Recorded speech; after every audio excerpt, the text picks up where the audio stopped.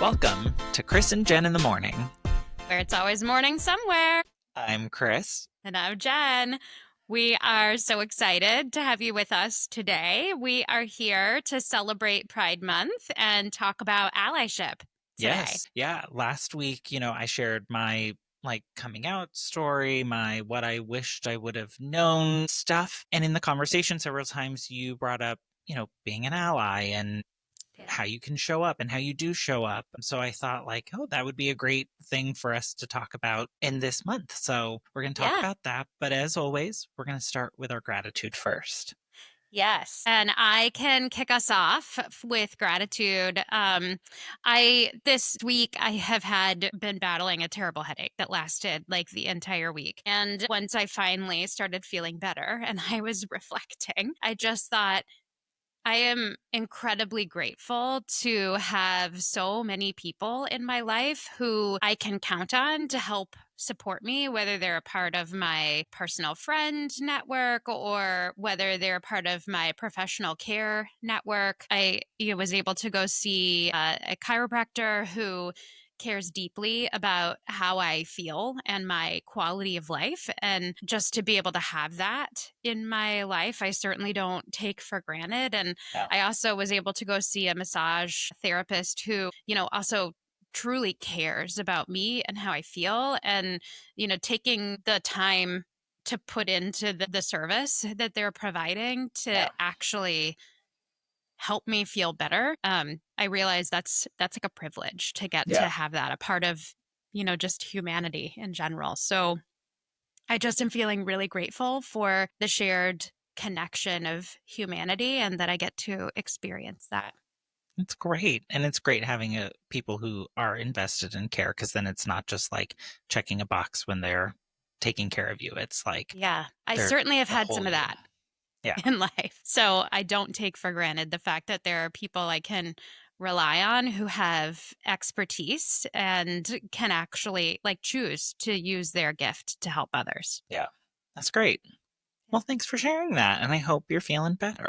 I am. I'm feeling better. What about you? What are you grateful for this week? So I am grateful for this week. There are a lot of artists and a lot of storytellers who have made talking about pride and kind of the components of the LGBTQ movement over the years into pieces of artwork and books that can be shared with young children just to help inform and educate them. So a couple of those are this book called Stonewall. It's a great picture book that helps people understand about the uprising and revolution of the LGBTQ movement. It was written by Rob Sanders, illustrated by Jamie Kristoff. It's a really good one if people haven't seen it. I love that. There's also this really great one that talks about Harvey Milk and how the rainbow flag came to be part of the LGBTQ movement. It is written by Rob Sanders and illustrated by Stephen Salerno, I think is how you pronounce his last name. And then the last one that I have, I really like because it was almost a form of protest when they put this out. And so it's called A Day in the Life of Marlon Bundo. Yes, I know this book. And I hear that you have a copy of this in your house as well. Sure do.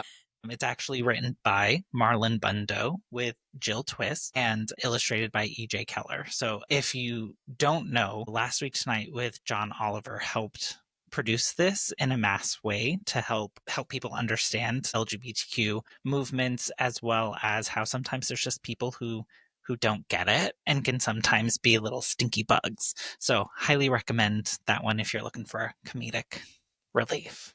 Yes. I appreciate that you are sharing these. I'm excited. I haven't read the first two, so I'm excited to read them. And I don't know, maybe we can get permission to do a storybook time. Yeah, that could be fun. I would love that. So let's jump into allyship. I think what I'm interested, because we did touch on it in last week's episode, what does allyship mean to you whenever you think about it, whenever you hear it, see it, how does that look? Yeah.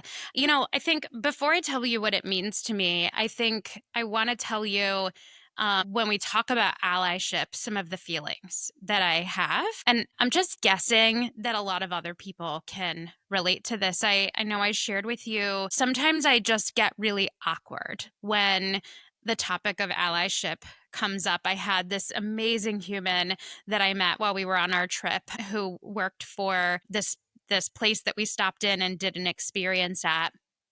And he was kind of the tour guide of the experience. And he said, I was wearing my Always Proud shirt. And he said, and thank you for being proud of me. And not because I am feeling awkward about him or anything about him, but just because the topic I somehow always feel awkward Yeah. about. Like, I'm on the outside looking in, and do I have a right to talk about these kinds of things, which I don't even know why I think that. But it's like the the thought that pops into my head, Yeah. then I just get kind of awkward, and I'm then afraid that my awkwardness is translating about the topic instead of just me as a human who is generally shows up that way about all kinds of things. And so I share that story just to say, like, I think I'm not alone in that. I think that other people also um, feel like, oh, maybe I don't have a right to call myself an ally. I have to be good enough. I have to figure out, like, what am I supposed to be doing? You know, if I'm not perfect at it, if there are times I screw up, then, I shouldn't like sully the concept of ally with, what I'm bringing to the table. Like, there's just this level of intimidation. And of course, like, I don't acknowledge all of that for myself because it sounds not right or sort of ridiculous when I say it. But I think for me, pausing to acknowledge that helps make the space to say, I should really work through that because I am proud to be an ally. I Yeah. have so many people throughout all areas of my family, friends, life circle that are in some way a part of the LGBTQIA family Yeah. that I feel just richer for being able to be a part of that. And I think instead of me looking at it like I'm on the outside of this kind of club that I just sort of get to ancillarily look in on, like I am a part of this club, no matter Yeah. how I identify. Yeah. I think to me, that's part of what allyship means. It's coming to that place of like, it's not an us versus them, it's a we thing. And I'm here to feel all of the feelings. I think what I also really appreciate is that you and I can have conversations where you talk about how you struggle with how to handle certain things.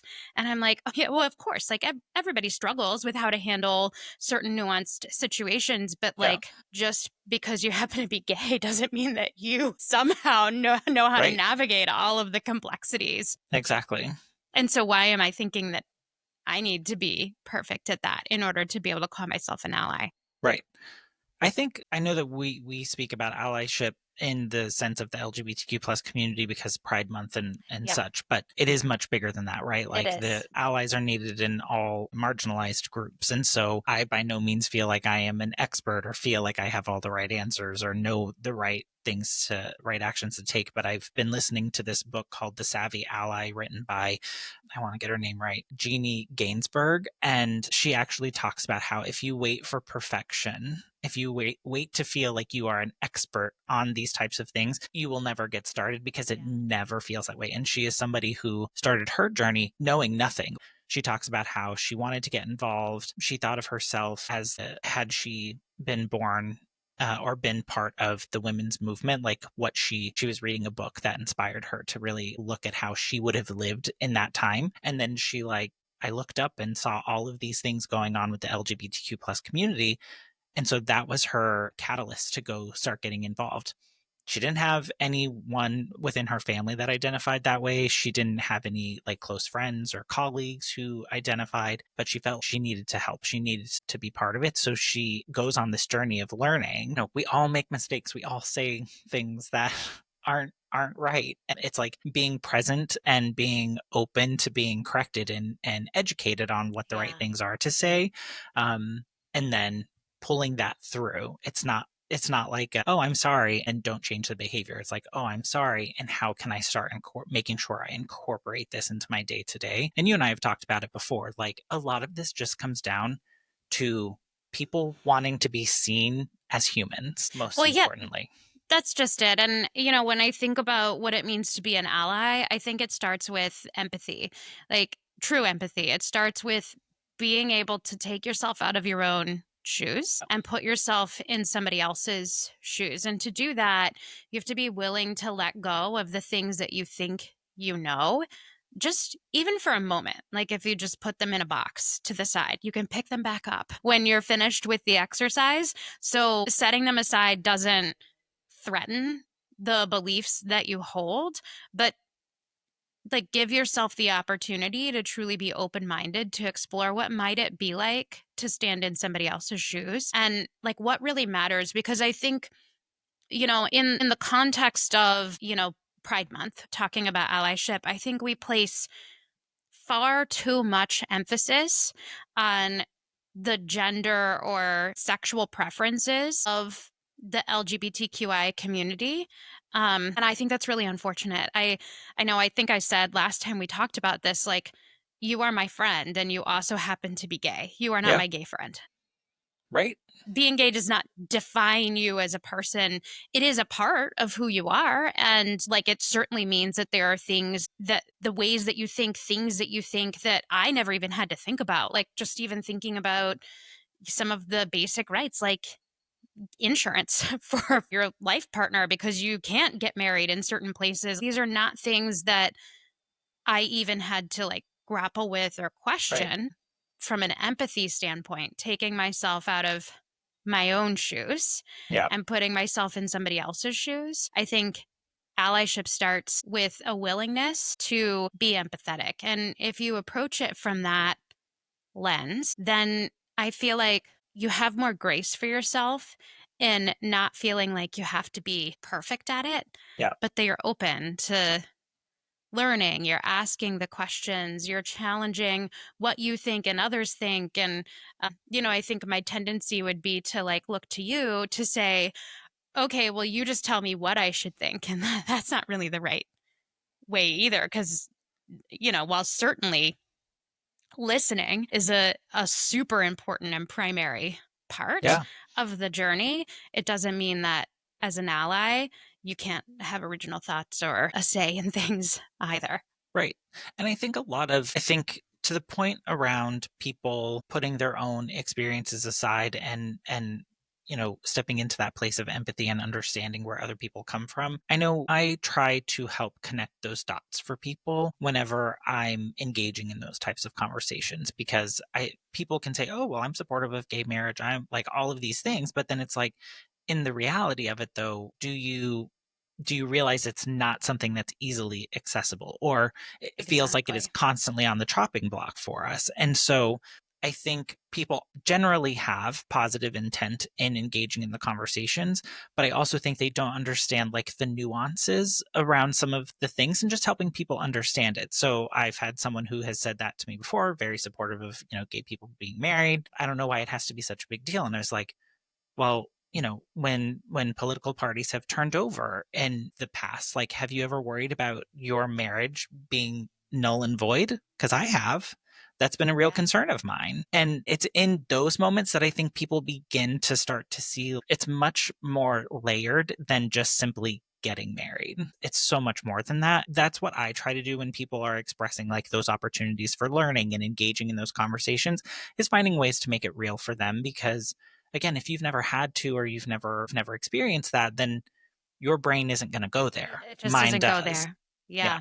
Yeah. And I do think that allyship is like a continuum. I don't think it's a thing you achieve. I don't think it's like, it's certainly not a badge you wear. I don't think it's a thing that you achieve that once you've achieved it, like you've reached a level 10 and now, you're Right. always at that level. I feel like it's a continuum, and how we show up, sometimes it's in that place of like, I just am open to learning something new. Sometimes it's in that place of I'm not blocking something. And that's kind of at one end of the continuum. And then at the other end of the continuum, I think it's, I am advocating. I am going out there and not just trying to like hold the hold the line, but to try and advance the, whether it's rights or the way that people are thinking about things or Yeah. inclusiveness. And I do think that everybody has their own unique set of gifts. They are in their own place on the continuum and they have their own way that they can show up as an ally. So there's a lot of times where I've thought, well, if I'm not like out standing on a box with a megaphone proclaiming in the middle of the street about rights, then I'm not a good ally. Yeah. And I just don't think that's a healthy way to think, because that's not everybody's place. I do think that I'm all about taking action in ways that feel natural to you, like as you're getting started, because some people are really great writers, and so writing poems or articles, maybe people are artists and can create compelling artwork. Like, I think it's finding that way that you can support in a way that feels natural for you and can help engage in the conversation in a way that you feel connected to. And then I think that advocating piece, it as you get more comfortable and as you learn more and as you are closer to those individuals or cultures or those communities, those things I think start to seep their way in. And then I think that's where you get more comfortable when you hear someone say something that you're like, I'm going to assume you did not mean what you just said, but here's how it landed. And they feel like they can engage in those conversations. But until you have like that experience and you have kind of those data points to pull back from, I do think it can be scary because you Yeah. also don't want to misrepresent or misspeak on something. Well, and I do think that we all need to be better at understanding each other's intent. Then also not just showing up with intent, but doing the work to see how our intent lands. Like, because if all you walk through life with is intent, then you show up negligent a lot. So, Well, that's um, interesting. Haven't heard it put that way before. I mean, I don't you think like if you just walk through life with intent, but you don't do anything to like really understand things outside of your own perspective, then Yeah. you just kind of it's kind of negligence at some point. I don't know. I think. I would agree. I think it goes back to that, whenever if you say something and someone's like, oh no, that, I prefer these pronouns, or that's not how I refer to myself. I'll use an example outside of the LGBTQ community. I used to have a coworker who is a Black woman, and we were one time having a conversation and I referred to her as African American, and we had a very good relationship, and she very clearly was like, I am not African American. I'm American. I was born here. My parents were born here. I identify as Black.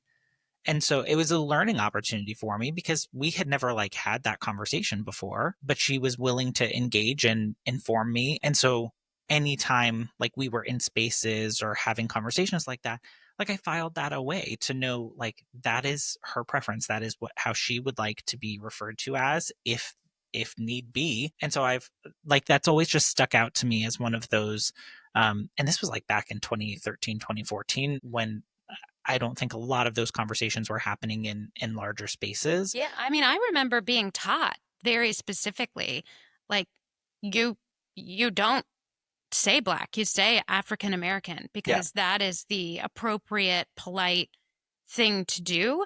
And I don't know if something changed or if I just like was taught something that was never correct, probably. But like things like that is good intent, that being open. And I think showing up as a human that has empathy, that demonstrates compassion, invites people to be open with you so that you can understand a Yeah. mile in their shoes. And so I wouldn't suggest that by you referring to her as African American that that's negligent No, by but any stretch of the had I imagination. continued, Yeah, that would be or not been interacted in a way that you just were never open to even having those kinds of yeah. conversations. Like, I think that's where negligence starts to kick in. And so I don't think allyship looks like just having good intentions and never doing anything about it. Yeah. But I do think that allyship looks like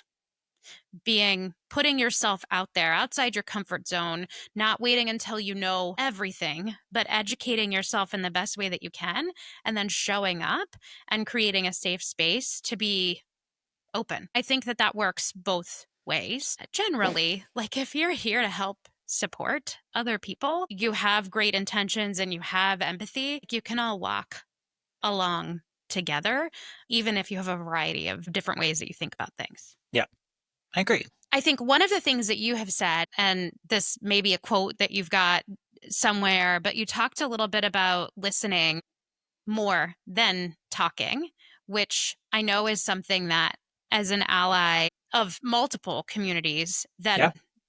that I know has come up a lot. And as someone who has always gotten high marks for, social skills, even if those were passive aggressive marks, um, that feels like intimidating. Tell me what that looks like for you. Yeah. So I think the quote that you were talking about is from this book, The Savvy Ally by Jeannie Gainsbourg. And she talks about in good intent should never be used to excuse disrespectful behaviors or rationalize hurtful comments. It's not a free pass for a person to say and do what they want because they didn't mean it that way. Your conversation should still focus on the impact of people's words and actions rather than the intent.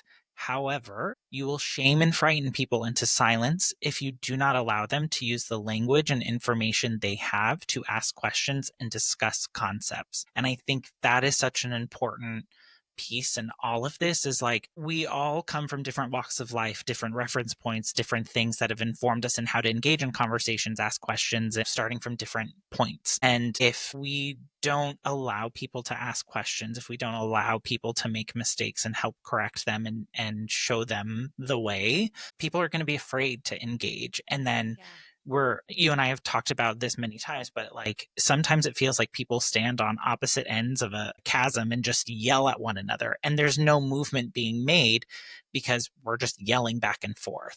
And then maybe it's the allies on like a little cliff in the middle between that, like yelling at both sides. Right. Exactly. And so I think it's you can't be afraid to engage, but you also have to take what you've heard and what has been shared with you and put that into action to show that you are trying to show up. You are trying to engage in a way that is trying to move your understanding, your allyship within the community forward. Because I also think that they talk about allyship having 4 main pillars, which are yield, listen, learn, and action. And I think when all of those things come together, you do start to make progress and you can start to be a ally to communities. Yeah. But I like that they're called pillars because when you think about a pillar, right, like it's holding something up, you need all of these things to make it work, to be successful. Sometimes one may come easier. It may be easier for you to, allow people to step up into the spotlight and speak and create those opportunities for them, where maybe it's harder for you to feel like you can step into that spotlight and have those conversations. But you don't know until you start trying. You don't know until you start you may walk a couple steps, trip and fall. I know I did in a very public way once upon a time. And I had a great coworker who messaged me on the side, "Hey, you said this. I know that that is not what you meant. Do you want me to come back to you and so that you can correct yourself?" And I was like, "Absolutely." And so I did. I was given the opportunity to correct myself, and there was no problem. Like I apologized, and I continue to pull that into the way that I engage in the conversation. And like you said, you can be part of groups and still get it wrong. I know I have many of times, but I also really care about people and I want to show up for them how they need me to show up for them.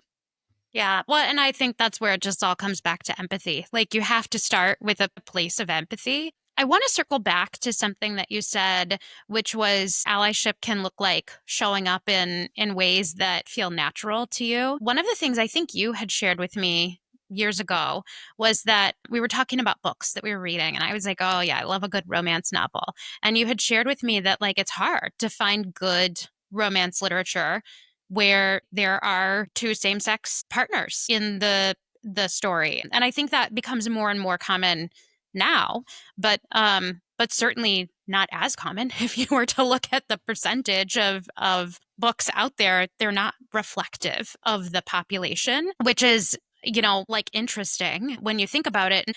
My first kind of dormant thought that I had was, oh, well, yeah, more people who are gay or lesbian or a part of the community, even expanding beyond that, should write books, like romance books, right? From their perspective.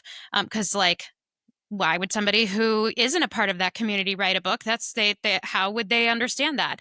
And then like hearing things like your story about the obstacles that you had to overcome in life just to be who you really are, like putting then that burden back on you to be the one that helps that get normalized in society and show up in all these ways that we don't think about, like really unfair. And not that that dormant thought kind of crossed my mind from a negative place. It came from a positive place, a place of like, well, I have no right to, not that I'm a writer, but like if I was, I have no right to write about that. That's, you know. And so I do think that while allyship starts with empathy, it also starts with empowering yourself to have a seat at the table. You know, the work analogy that we heard so often, which is like, don't sit in the back of the room, pull Right. up a chair at the seat of the table. You know, I'm a big believer in the phrase, like, if you can see it, you can be it. And I think that like the female community really leaned into that, and I think even the Black community really leaned into that from a like a saying standpoint. There were a lot of like things that came out from an art standpoint, that and a creative standpoint, a career standpoint, but I don't really hear or see that so much with the LGBTQIA community, and it makes me kind of pause to think, what are ways that I can help other people see it so that they can be it? And Yeah. one very clear way that I think about is like, if you have no books to read about that you can relate to from a romance standpoint, how much more does that shame your, you know, your own feelings Yeah. about if you're still like grappling with that and trying to come out and figure out who you are? So it's interesting. Yeah. I mean, I don't know if calling this a nuance seems very small and insignificant, but it's a big thing. Like when you talk about women, when you talk about the Black community, those are things that you can see. Like I mean, It's true. yes, you see them and you can make assumptions and whether, but those are things that people see and you can immediately identify with. Where in the LGBTQ plus community, someone has to be willing to say it. So Yeah. like a lot of athletes not coming out, a lot of actors not coming out, because I do truly believe that. Like if you see that someone in a role that you could potentially be in one day yourself, like I can do that. That can be me. But things that are done, how you live your life outside of the public view or outside of like the working world or whatever, that's private. Not everyone feels comfortable sharing those things and wants. So I think, and let's be clear, like there were careers that were ruined because people did come out. And Yeah, so it kind of absolutely. like scares people from sharing those things. I think we are in a different time and place now. Do I think it's a perfect system currently? Nope. I still think we have a lot of work to do.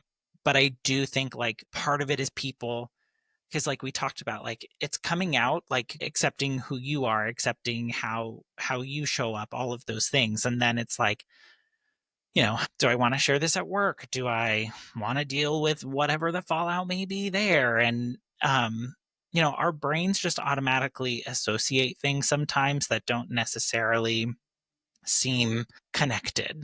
And so the perfect example that I have is I had a coworker one time who I had scheduled a meeting. We were in a conversation, and we were talking about like the weekend. And I had said my fiance at the time and used his name.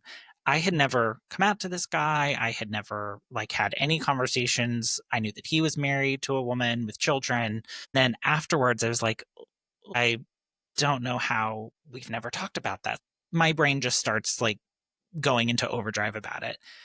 And we were working on a project, had another meeting set up a couple days later, and he canceled it. He declined the meeting and was like, "Oh, sorry, something came up." Like it was something very benign, like Yeah. not a lot of reason or rationale. Maybe my own insecurities, like whatever. But in my brain, I'm like, "Oh, what? Like, is he not okay with me being gay? Not that he ever said that, but not that he ever said that he was." Like, I just start going through all this. And then like he ended up reaching out to me later and was like, "Hey, so sorry about that." We got back into the conversation, like what we were working on. But I think it's sometimes those things that like, it also just like I said, you take some steps forward and then you feel like you take some steps back. It's like a dance. Yeah. Until you find the rhythm that makes you comfortable, and then, Well, you are who there you was a are. period of time where there was a long period of time where in certain professions, women tried to hide by using a different name that Right. they were a woman, either even Disney movies based on that, like Mulan. Yeah, the same thing with race. I even know in my career, my time, people that have given people who are not white advice to who have like names that can be interpreted as like ethnically associated to a Mhm. certain race to just use a different name on their resume. And it's like grappling with this, what was probably started from a good intention piece of advice to help somebody like like not be able to bring race into the conversation when looking at a resume. Like to be told that if I want to be considered for a job, I can't even use my own name. As a woman, that's a right that in my time, in my career, I either was too ignorant to realize I should be thinking about, or I just never had to think about Yeah. that I know women who came before me would have had to have thought about, but it's something that other people have to deal with. You talk about allyship in the broader sense of like all different kinds of communities. I think the thought that comes to my mind is there is so much that we can draw from all of these different communities. And while from a like from the LGBTQIA community, it's earlier on the spectrum of being able to get, equal rights and all of these things. There are things that we can kind of look back on and learn from. Yeah. And so as an ally, how do I reach into the perspective that I can bring to the table from things that I feel like I can more closely relate to say we're all just humans and we all kind of want some of the same things. So, what are some of the questions I should be asking myself? What are some of the things I should be thinking about instead of taking for granted?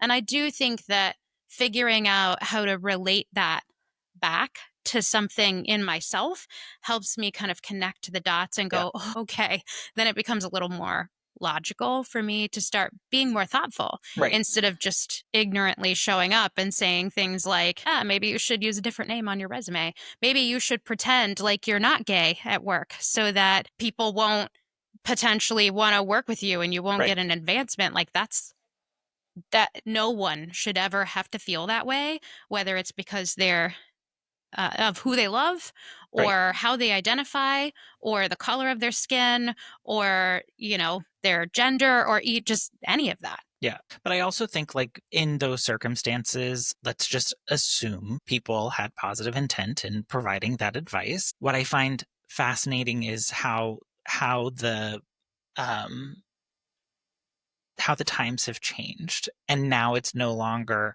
talking about, like, well, why is it that I, as the individual who are different, have to change? Why is it that you don't have to change? Why don't you have to change the way that you think about it? And I like how you said what you did about, like, relating it to things within your life or within your world, and how you can connect with it. And I think that goes to, like, the learning aspect of it. So if you find yourself in these spaces where these questions are being asked, or you're feeling like, oh, I don't really know what the right thing is to say, go educate yourself on it and go look at it from someone else's perspective. Go look at it from someone who is identifies as LGBTQIA. Go look at it from someone within a different community group. Like, because I think if you start to go look at things through those lenses, it can lead you down a path of questions that then that will help inform and educate you on how to engage. I also tell people, go make friends with these people, because it's very easy to disassociate when there's not skin in Yeah. the game, right? Well, I think that's just it. And not that you should have a gay friend to be your gay friend. I've had a lot of people that I've met who are like, "Oh yeah, this is my gay friend," kind of like it's a collection.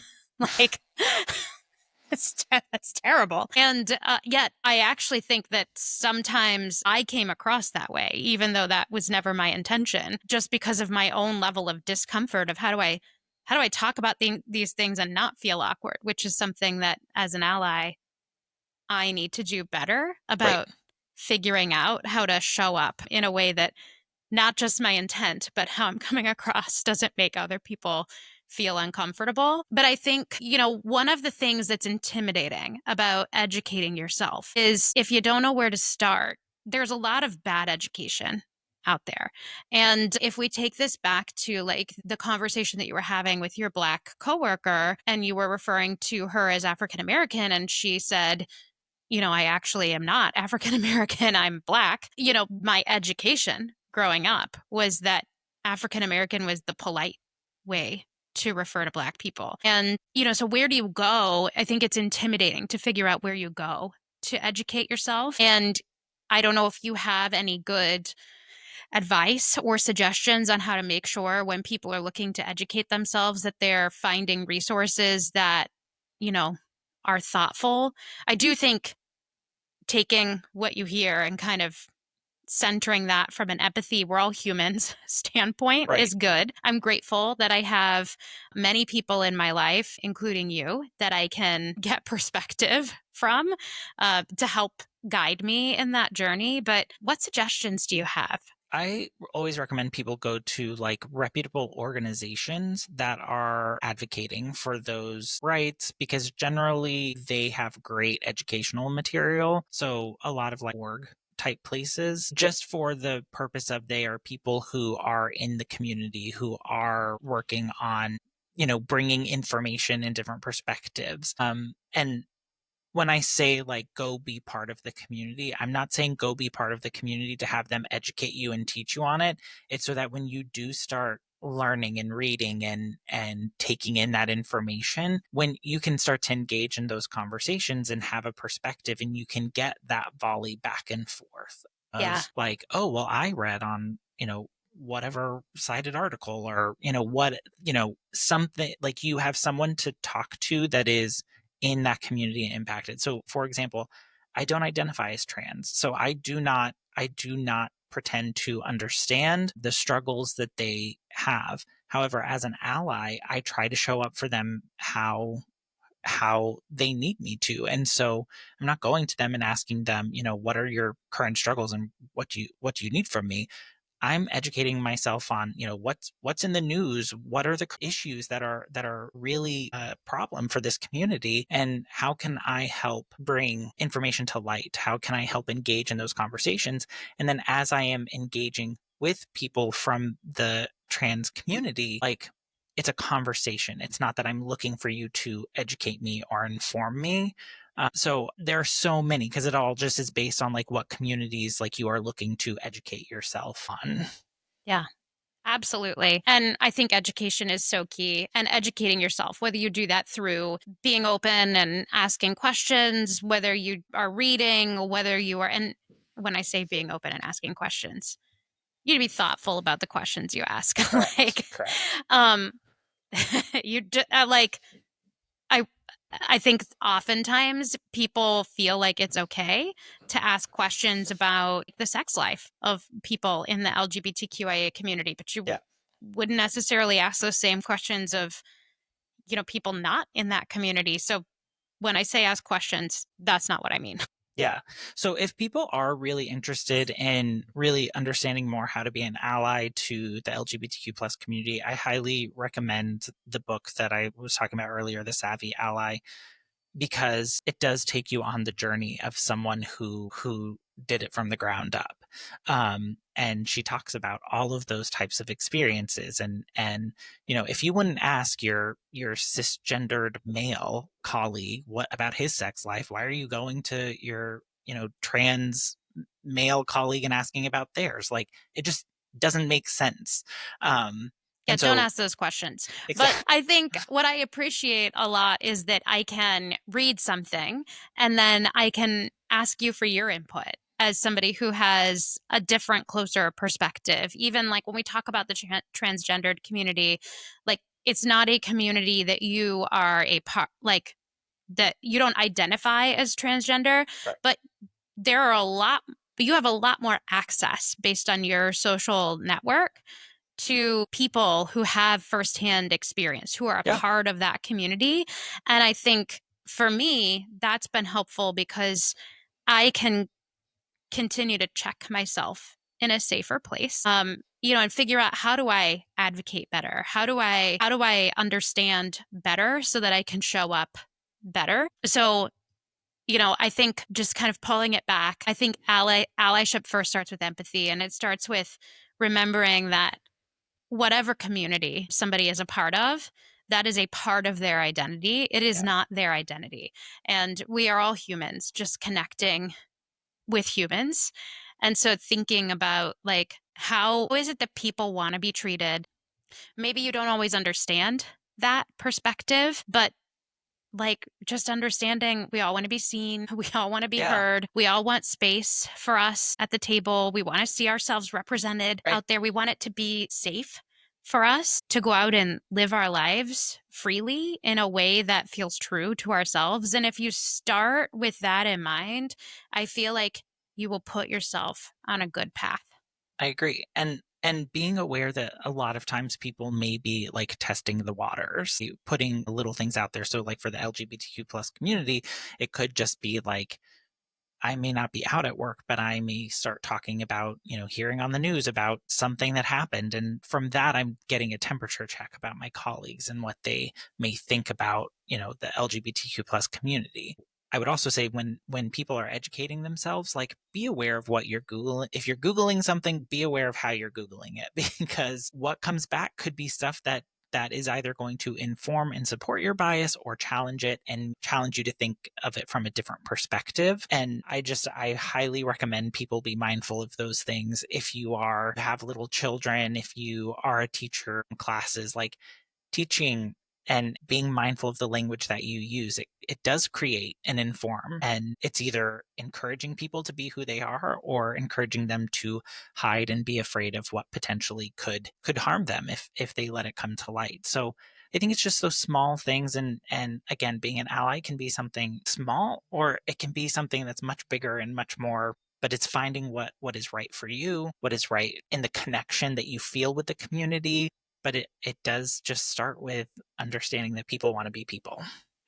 That's really interesting that you say that. Just as you're talking about that, I'm thinking about a lot of like the history lessons that I learned growing up, and there were a lot of really strong female characters from who, some of which look like me, some of which don't look like me, but a lot of really strong historical female figures that were taught about during my like elementary years growing up. And none of the teachers ever connected that back to, so you're female, you can do whatever you want. But I do think it ingrained in me this sort of belief that that was not an obstacle for me. And so I Yeah. take that for granted, whereas that was not something that generations that came before me got the benefit of. Right. And so, I love how you're talking about, if you're a teacher, like, be aware of, the space that you're creating. I know, especially where I live, that's become more and more contentious, what teachers can and can't say and Yeah. do, and how they can refer to students, and all those kinds of things, which is really really tough to grapple with. But there are ways that you can, whether you're a teacher or a friend or whatever the case may be, where you can create a safe space without having to call it out, just by how you show up in the world and the Yeah. things that you choose to talk about and the examples that you choose to bring forward. And there's an author that I really like that writes like science fiction fantasy geared towards like middle school aged kids. So it's like right up my alley. But Yeah. Rick Riordan, and he has these series that he's written, and then he also has some other authors that he kind of has sponsored in his Rick Riordan Presents. And I think there's like some mentorship that goes into that. But in these books, there are characters that have gender fluidity, that like are not your normal cisgendered like main characters. And I really appreciate that it's just kind of naturally a part of the story. It's not like, oh, this is what we're focusing on. It's Right. just that's one aspect of the Yeah. character. And I think that's an example of how, like, Rick has shown up as an ally in the world to just subconsciously put this out there in a way that helps even me see an example of how this is a part of somebody, but it is Right. not their whole identity. And so you don't fixate on that because there's so much else that the character has going on and that they bring to the table. And then, there are people that can read that and see themselves in Right. that, Exactly. um, which is fantastic. Well, and it's not an unconscious thing for him to write it that way. Exactly. And so I think that's like when you talk about that allyship piece, it is like I am That's expert level. exactly, exactly. It is like I know that this is how I want to write this and I don't want to make it the plot point. It is just a fact of the character. Like that look, when I was first coming out, I loved to see stories, right, about like strong gay characters Yeah. who own their power and all this stuff. And then as more movies and cinema has been being made, the characters are more sometimes very much so out there and sometimes very much so it's just like part of the plot. And I have frequently recently found myself loving that. Like, Yeah. oh, well, it's just a matter of fact. I mean, it is very true. Like, you never know in your life who you may be talking to. And it's not until you like double click into that character's life do you learn more about them, you know? Like, Yeah. Absolutely. So, if we just kind of come back to allyship as a whole, I'm incredibly grateful to be a part of the LGBTQ plus community, to be an ally, to be on my journey of learning. I am completely imperfect. I'm sure I've said stuff, even through this conversation, that I will get some redirection on. But it's always a learning journey. And I just so appreciate you helping create this safe space for me so that I can be a better human to all of the people in my life, including, other people that are members of this community. So yeah, thank you. And I would absolutely. say, if you're looking for tips on what you can do better, start with empathy, listen more than you talk, so that you can be in learning mode, not because we just need to shut up and have the underserved educate us, but you like empathy starts with understanding, and to Right. understand you have to hear. So be open to hearing and share the mic with trans and BIPOC voices. They are particularly repressed, like being attacked. Marginalized. Yeah, marginalized. Thank you. That would be the word I was looking for. They are particularly marginalized right now, and show up, not just in June. We celebrate Pride Month in June because it needs a month to celebrate, to party, but to fight, to recognize that equal rights don't exist today and that That's there right. is more that we need to do, that not even just rights, but space in the community, the things that many people take for granted just Yep. don't exist. And so we need the space to educate, but Pride happens all year long. That's right. So we're grateful that June is a month specifically to focus and celebrate and educate and advocate and, all of those things, and celebrate, but show up, not just in June.